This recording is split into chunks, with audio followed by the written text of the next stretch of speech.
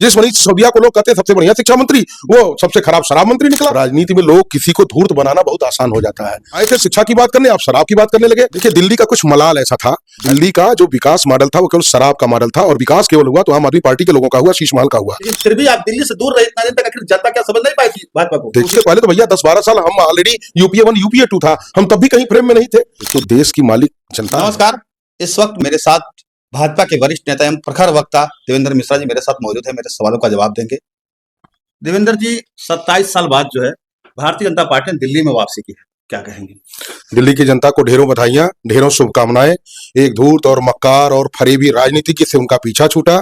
दिल्ली अब अपने विकास का रास्ता खुद चुन चुकी है। आखिर क्या कारण रहा कि 27 साल वो सत्ता से दूर रही दिल्ली? देखिए, दिल्ली का कुछ मलाल ऐसा था, ऐसा नहीं है कि जो 26-27 वर्ष हम सत्ता से दूर रहे, सत्ता से केवल हमें दिल्ली की सरकार नहीं मिलती थी, हम कई बार पार्लियामेंट के चुनाव में क्लीन स्वीप करते थे, पूरी की पूरी सीटें हम दिल्ली की पा जाते थे, लेकिन हम सरकार में नहीं आ पाते थे। कभी कभी बालबाज बच गए, मदन लाल खुराना जी, साहिब सिंह वर्मा जी, सुषमा स्वराज जी, ये सारे लोग दिल्ली के अच्छे नेता रहे। हमने किरण बेदी जी को भी चाहा कि वो मुख्यमंत्री बने रहें। तो कहीं ना कहीं से वो एक दौर था, और जब हमारा नंबर आया, जब हमें सरकार बनानी थी, उसी समय देश में परिवर्तन की लहर बनी। अन्ना हजारे का वो ऐतिहासिक आंदोलन जो रामलीला मैदान में हुआ था, जिसमें सारे लोग कहीं ना कहीं से, हम सारे लोग भी इसमें जुड़े हुए थे कि भ्रष्टाचार के विरुद्ध भारत, इंडिया अगेंस्ट करप्शन का एक इतिहास लिखा गया। उस इतिहास के फलस्वरूप जिस पार्टी का जन्म हुआ, जिस पार्टी ने कहा था कि हमारे पास राजनीतिक शुचिता है, हम लोकपाल की बात करेंगे, हम एक नई व्यवस्था जन्म देंगे, हम सारी चीजें जो भी लगेगा एक नया राजनीति का अध्याय बनेंगे। जनता इस शोध में रही और दिल्ली इसका सेंटर बना। दिल्ली के लोगों ने इस राजनीतिक शुचिता का दावा करने वाली पार्टी को आगे बढ़ाया कि ठीक आइए, हम आपके साथ हैं। प्रचंड बहुमत दिया, प्रचंड बहुमत के साथ इनकी सरकार बनाई, लेकिन दावे फुस हो गए। केजरीवाल तुम्हारे अभी 10 साल से, आप 27 साल तक सत्ता से दूर रहे, वहां आपने हर जगह तो सरकार बनाया, लेकिन दिल्ली जो आपका केंद्र था, जो कि केंद्र में सरकार भी आपकी रही, लेकिन फिर भी आप दिल्ली से दूर रहे इतना दिन तक, आखिर जनता क्या समझ नहीं पाई थी भाजपा को? देखिए, 1996 के बाद से भाजपा भी रिफॉर्म के दौर में थी। अटल जी की जो सरकार थी, हम तब भी पूर्ण बहुमत में नहीं हुआ करते थे। दिल्ली में भी लगातार शीला दीक्षित जी की सरकार थी। कहीं ना कहीं से, चूंकि दिल्ली क्या है, ये पूरे देश के सारे लोग वहां रहते हैं। जाग्राफिकल जो डेमोग्राफी वहां की है, वो ये कहती कि वहां सारे लोग अलग अलग तरीके, वहां एक ट्रेंड नहीं चल पाएगा। तो आज भी हम बता रहे हैं ना कि हम कहां थे, जिस दौर की आप बात करें, जो आप कह रहे हैं कि केजरीवाल 2013 के बाद से आए हैं, उसके पहले हम क्यों नहीं आए? तो उसके पहले तो भैया 10-12 साल हम ऑलरेडी यूपीए 1 यूपीए 2 था, हम तब भी कहीं फ्रेम में नहीं थे।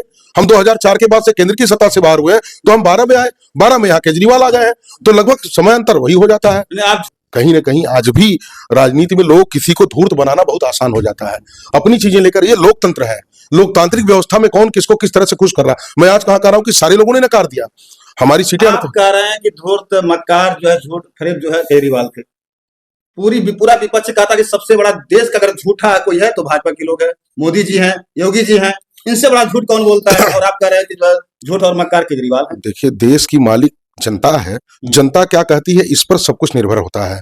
जनता ने 19 राज्यों में हमें, उन लोगों ने नहीं सरकार दिया है जो कहते हैं प्रधानमंत्री खराब है। आज क्यों योगी योगी मोदी मोदी हो रहा है?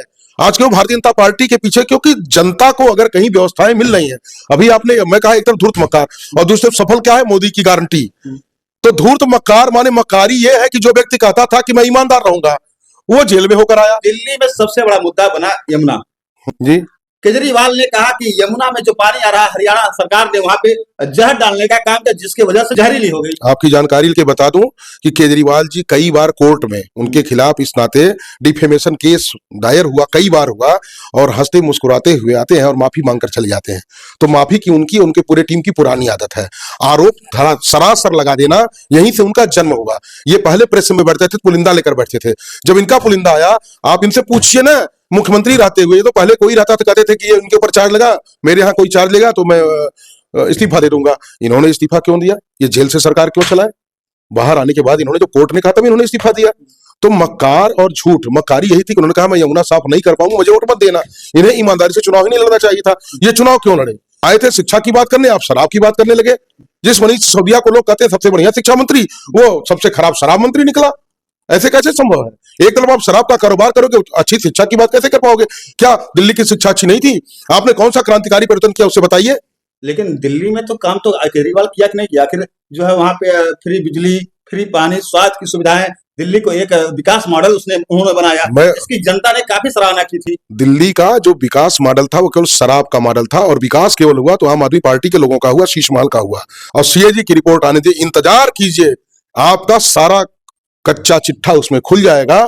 कुछ दिन और प्रतीक्षा करिए, ये कितने गंदे लोग हैं इसका पता आपको चल जाएगा।